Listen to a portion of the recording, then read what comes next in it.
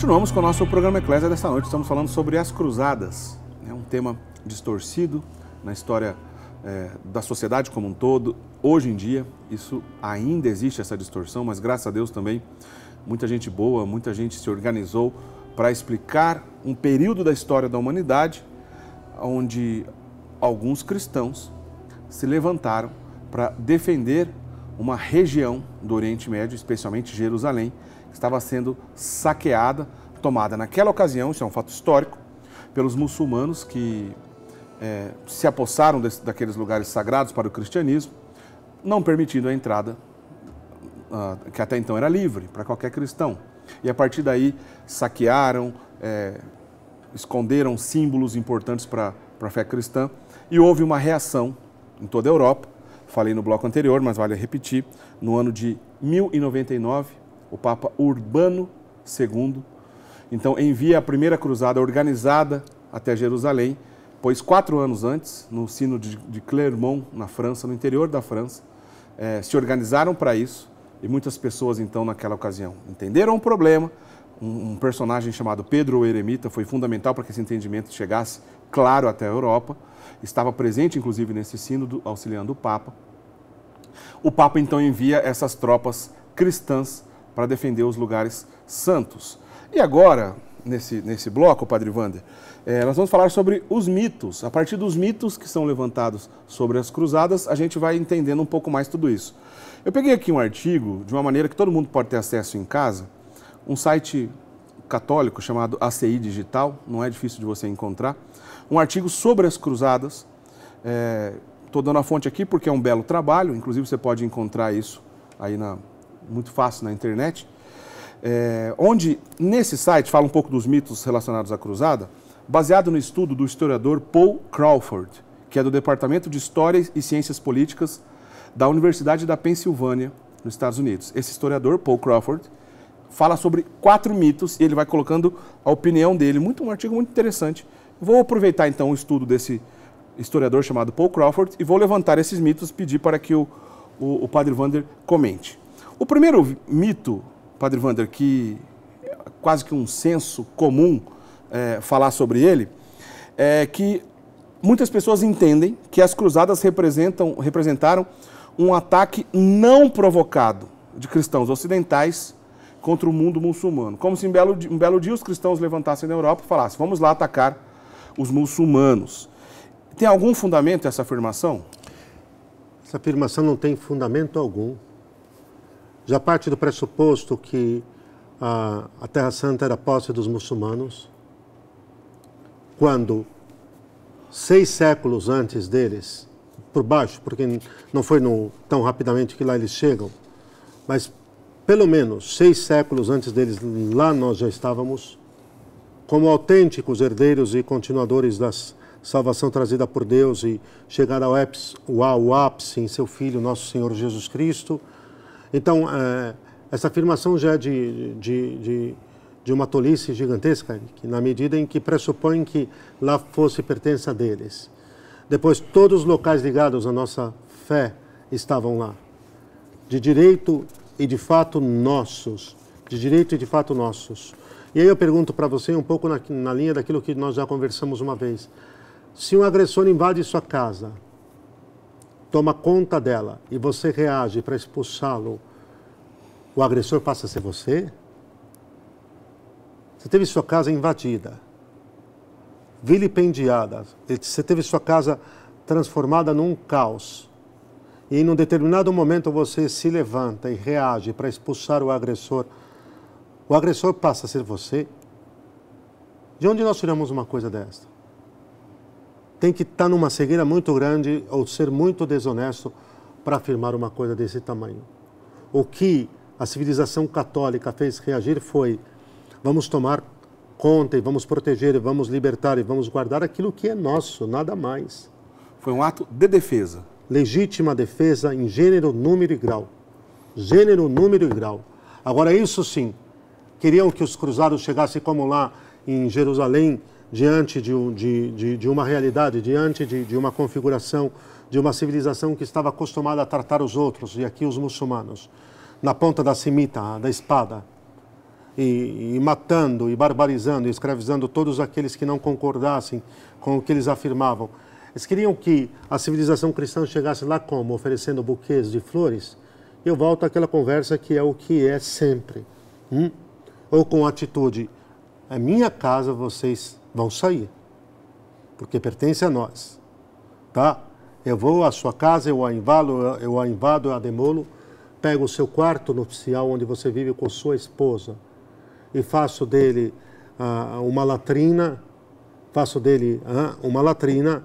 uma pocilga de deploralidades, e sua reação vai ser dizer para as pessoas que fizeram isso da sua casa e do seu quarto nupcial, que fiquem à vontade. Inclusive até eu sugeriria a vocês que demolam mais, que piorem um pouco, que tornem e que deixem a minha casa em piores condições do que já estão até o momento. É assim? Bom, vale destacar aqui, Padre Wander, no meio da sua explicação, para deixar bem claro, é que não se trata apenas de defesa de bens, ainda que fosse lícito essa defesa dos bens, mas da própria vida, porque muitas peregrinações eram dizimadas antes de chegar à Terra Santa, eram assassinadas. Né? Então, nós estamos falando, sim, de defesa da vida. O senhor bem lembrou, em outra ocasião aqui no programa, o senhor explicou muito bem essa questão da legítima defesa, que está muito bem parada no Catecismo da Igreja Católica, em toda a doutrina católica. A legítima defesa é algo, portanto, legítimo. Apenas nessa realidade. Porque a gente ouve a expressão guerra santa, né? Do ponto de vista da defesa, ainda que se torne uma guerra, mas que seja lícita os motivos, a gente pode dizer de um motivo de guerra também lícito? Há motivos de guerra lícitos, dentre os quais a proteção da própria civilização contra um agressor, da própria sociedade. Eric, só um paralelo. Aquele discurso lendário que o Winston Churchill fez no parlamento inglês, quando ele levanta a Inglaterra para se proteger da iminente agressão dos nazistas, do exército de Hitler, das forças armadas de Hitler, né? Não só o exército, porque o ataque era pelo ar, aqui no caso era pela Luftwaffe. Naquele momento ele está dizendo, lutaremos por aquilo que amamos e para preservar a nossa própria identidade e a nossa própria história. Lutamos por aquilo que amamos, para preservar a nossa própria identidade e a nossa própria história. E aqui, quer dizer, acima de tudo, pensar que essas peregrinações que estavam sendo mortas e dizimadas exigiam uma atitude de qualquer pessoa de um mínimo de bom senso e de princípio de justiça em relação ao que se ia fazer. Né? Porque se você vem trafegando pela Presidente Dutra, e tem que fazer os paralelos, as analogias, porque senão não se entende. Porque não adianta querer pensar a época com a cabeça de hoje.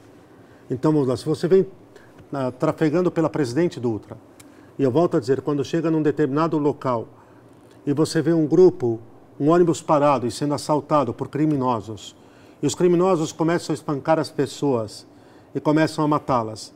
Se a tua mínima reação não for pegar de um celular e chamar a Polícia Rodoviária Federal, ou voar para o próximo posto e pedir socorro urgente, dizendo há um grupo de pessoas que estão sendo agredidas, estão sendo roubadas, estão sendo mortas por uma turba de criminosos e assaltantes, se você não fizesse isso, Eric, o mínimo com o que eu teria que lhe chamar, o mínimo seria de covarde e de omisso.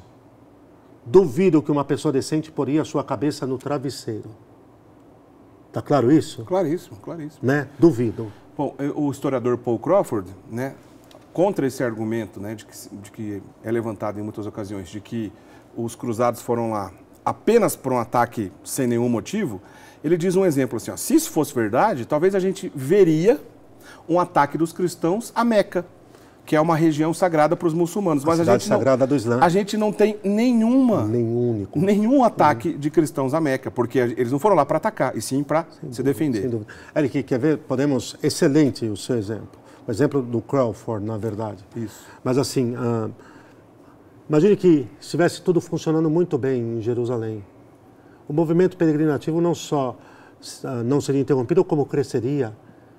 Estaria tudo em plena paz. E, aliás, duas grandes qualidades da nossa fé e daquilo que sempre foi o nosso princípio, foi o quê? A ordem e a paz, do sentido do ser católico. Não tem o mínimo cabimento, a igreja não houve nenhuma outra incursão, não houve nada que dê margem a se pensar que a igreja, que os católicos teriam feito uma coisa dessas. Agora, isso sim, quando você chega e tem notícias que irmãos de fé, que parentes, que amigos estão sendo mortos, estão sendo atacados, espera lá, não vai fazer nada? Não vai fazer nada? O argumento de que as cruzadas foram um ataque a Jerusalém é de uma incongruência, de uma estupidez muito grande. Não tem nenhum sustento histórico de maneira alguma, né? Nada é nada. Padre Wander, um outro argumento que é muito popular, talvez até mais que o primeiro, é que há pessoas que afirmam, como lembra o Paul Crawford, que alguns cruzados teriam saído da Europa para ir para Jerusalém para ficar rico, porque tinha uma vida pobre na Europa e que foram lá para saquear, para roubar, enfim, que o interesse de alguns cruzados eram interesses comerciais. Tem algum fundamento isso? Nenhum, é mais uma leitura marxista da historiografia recente dos últimos 50 anos, desenvolvida como clara propaganda anticatólica, porque quando você reconstrói o substrato do grande contingente que sustentou as cruzadas, por um lado, os nobres que lideraram não teriam necessidade nenhuma de ir atrás de nada. É mais ou menos como se fosse o seguinte, Eric, você tem sua família, você tem sua esposa, você tem seus filhos, ambos com profissões muito estabelecidas, seus filhos estudando, com o colégio, tudo direitinho, e vocês ficam sabendo de um potencial paraíso extrativista de pedras preciosas, e porque ouviram dizer, e vocês deixam tudo e vão para lá. Das duas, uma. Ou vocês são verdadeiramente, desculpe a expressão, loucos, sem noção da realidade, sem juízo nenhum, ou vocês não têm noção da realidade. Não tem meio termo. Então, a parte que, vamos dizer assim, que liderou, que conduziu, não tinha a mínima necessidade disso, porque são esses que são acusados, os que vinham de linhagem nobre. Então teve muitos nobres mesmo? Muitos. Até príncipes e reis? Muitos príncipes e reis. Bom, um dos casos de um grande rei, um santo rei, que foi um cruzado, foi São Luís da França, Luís IX. Luís IX foi um cruzado. Foi cruzado. Luís IX foi cruzado e santo, e excepcional. Pega o testamento espiritual que ele deixou ao seu filho no leito de morte, e você, como pai, ele que diz, eu preciso viver isso aqui urgentemente. Eu preciso viver isso aqui, preciso ensinar isso aos meus filhos. Mas o que acontece é que aí o outro contingente, o contingente militar operativo mais pesado, eram pessoas que se identificaram claramente com o ideal, o ideal espiritual, o ideal apostólico que a cruzada propôs, de resgatar a Terra Santa. Então logo fizessem voltar. O que você tem na historiografia séria é que ninguém praticamente, quer dizer, em matéria de volume, uma minoria, uma parte mínima que teria de ficar para sustentar e manter a segurança daquela região, foi quem se dispôs a ficar de fato. A sumária maioria queria fazer o seu trabalho, oferecer o seu sacrifício, e isso sim, muita gente partiu com o ideal de penitência, de conversão pessoal. Eu vou lutar em favor da igreja, eu vou lutar em favor dos locais sagrados, eu vou lutar em favor das cruzadas. Esse termo vai sendo construído aos poucos durante o próprio período que aconteceu, como reparação dos meus pecados. Quer dizer, já saiu com essa intenção de penitência, então? Com essa intenção de penitência, com essa intenção sobrenatural. Era a sumária maioria. Uma penitência a ponto de dar vida. Penitência a ponto de dar vida. E aqui, Eric, era uma jornada enorme, com condições de alimentação e de descanso nenhuma. Quer dizer, só de subsistência mesmo, para chegarem em condições de lutar. Tinham que chegar ao local em condições de lutar. Certo. Não poderiam chegar em frangalhos, isso é claro. Tinham que chegar prontos para lutar se fosse preciso. Para que ninguém utilize isso que eu estou dizendo. Padre, está vendo, o senhor mesmo está falando aí que eles tinham que chegar em condição de lutar. Sim, sabiam que iam ter que repelir o agressor. Cá entre nós, quando uma força combativa chega a um lugar que sabe que está dominado pelas trevas, ninguém pensa que eles estão indo lá para tomar chá e comer biscoito, não. É isso que é necessário ter claro. Eles tinham que chegar para combater. E a sumária maioria estava fazendo disso uma espécie de antecipação da sua purificação no purgatório.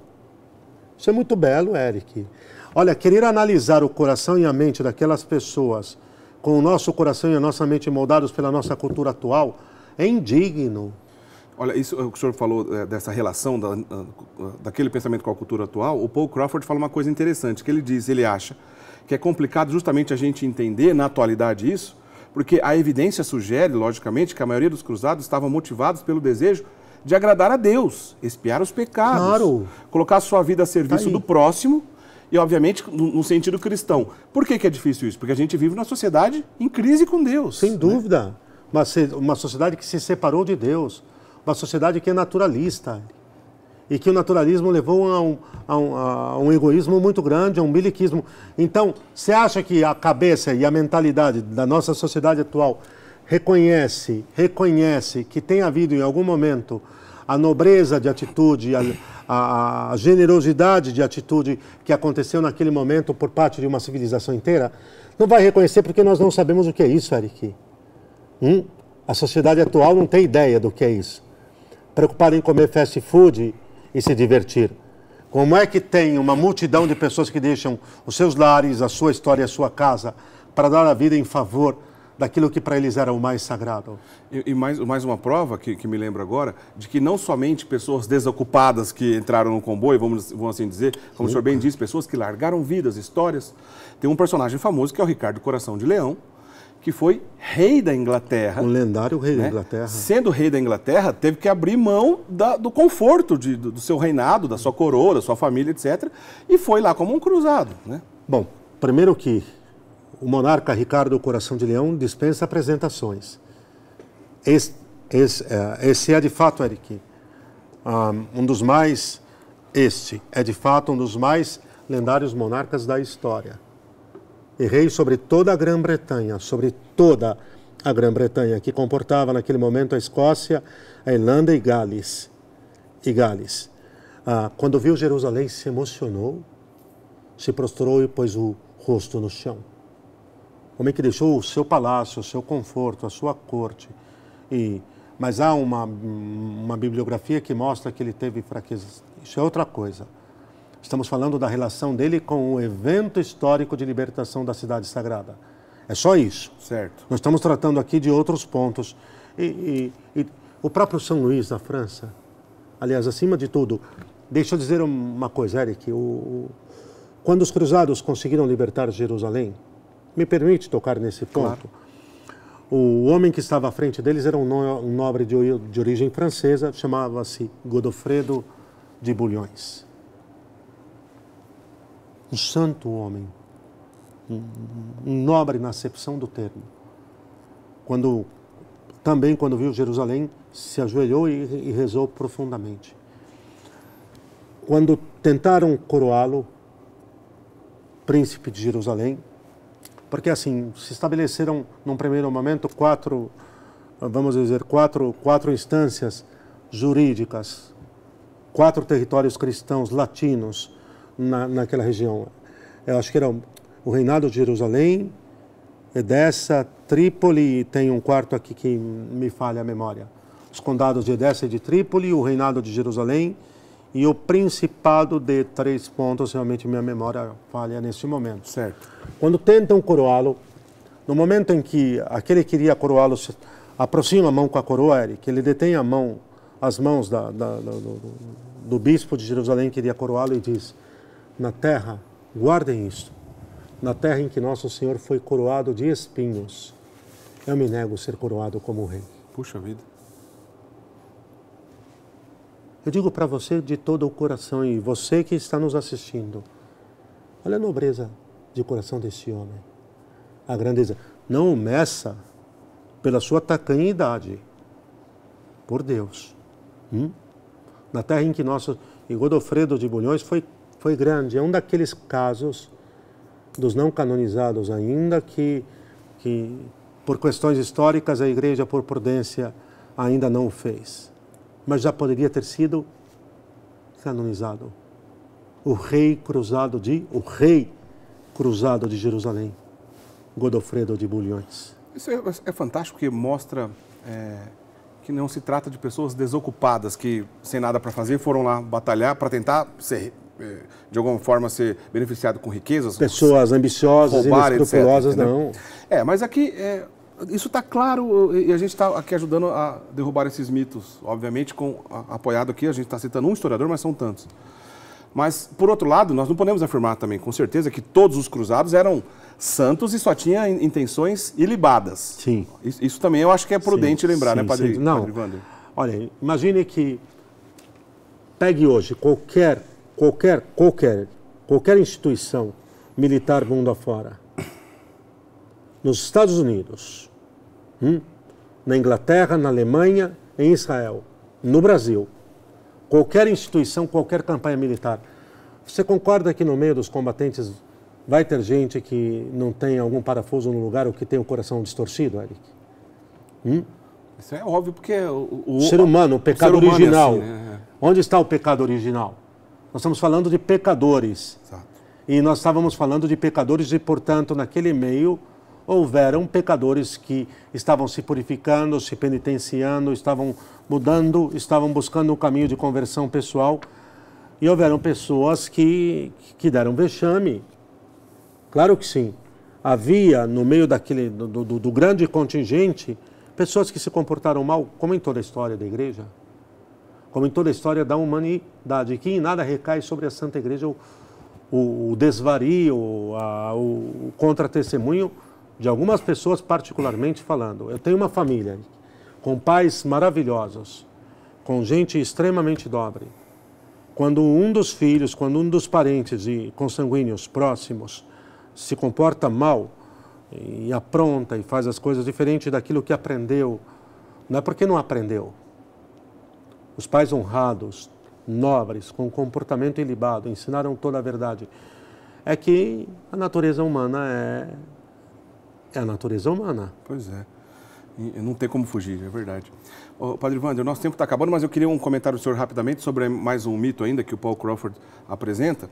É que ele lembra que há pessoas que acreditam que os cruzados ensinaram os muçulmanos a odiar e atacar os cristãos, que a partir das cruzadas é que, na verdade, começou o ódio dos muçulmanos pelos cristãos. Isso tem algum fundamento? Nenhum.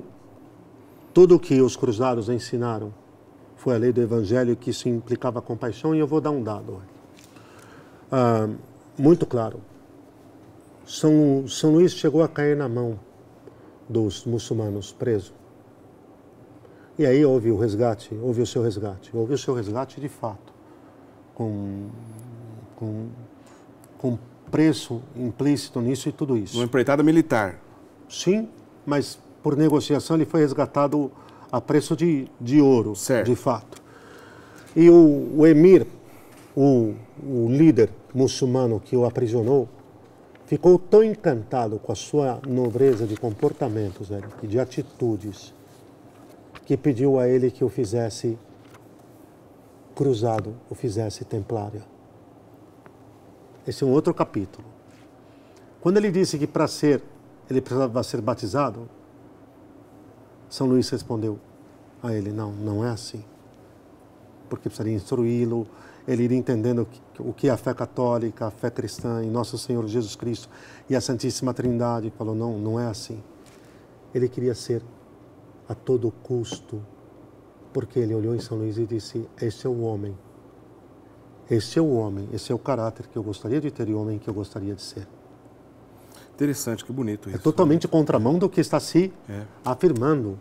Muito pelo contrário, se tem a narrativa de milhares de casos de compaixão, de exemplos que na contrapartida da parte dos cruzados houve sim a compreensão, houve perdão, houve tentativa de restabelecer de novo um diálogo, e na contramão sempre da parte dos muçulmanos essa coisa truculenta, embrutecida.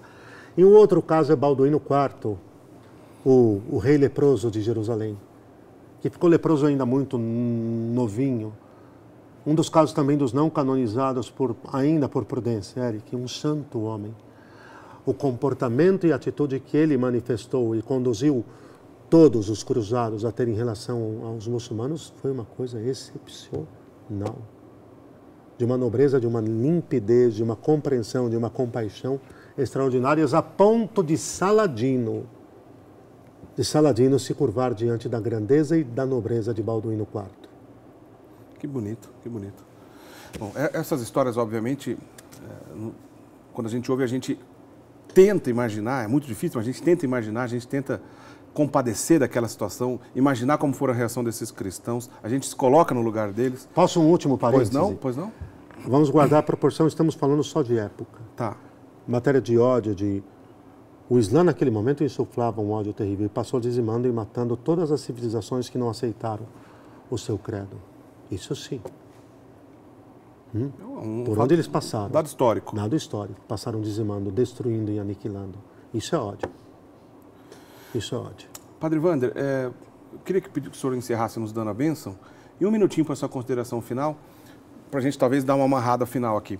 É óbvio que nós citamos agora há pouco, não é possível citar, não é possível afirmar, melhor dizendo, que todo cruzado foi santo. Isso não há como afirmar. Mas podemos afirmar, sem sombra de dúvida, que a intenção do Papa em convocar as cruzadas foi algo lícito, foi algo nobre. Belo. Eric, eu vou, então, nesse último minuto para amarrar. Estava em Jerusalém em novembro de 2018, no mês de novembro de 2018. E o guia que nos acompanhou em Jerusalém disse: a injustiça que nós cometemos com os cruzados, a ingratidão nossa em relação aos cruzados, é algo que tem que ser reparado de alguma maneira algum dia. Vocês que estão aqui visitando o Santo Sepulcro, vocês que estão aqui visitando Nazaré, vocês que estão visitando aqui a Galileia, independentemente da questão do Estado de Israel, que alguém já vai levantar aí, mas isso é a questão do Estado de Israel. Nós temos tudo isso hoje, agradeça a eles. A minha gratidão aos cruzados, por tudo o que fizeram por nós. É isso. Sua bênção, Padre Wander. Deixo a minha bênção a você e a cada um dos que nos acompanharam nesta jornada, desejando que cresçamos na nossa identificação com Cristo e que realmente entendamos que a Igreja é santa e somente santa. Deus lhe abençoe. Amém.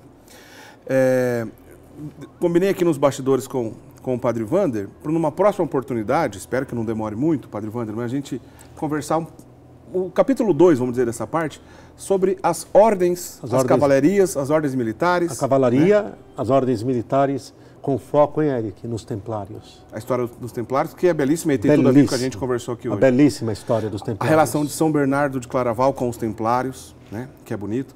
Enfim, fica para um capítulo 2, uma continuação desse programa, então.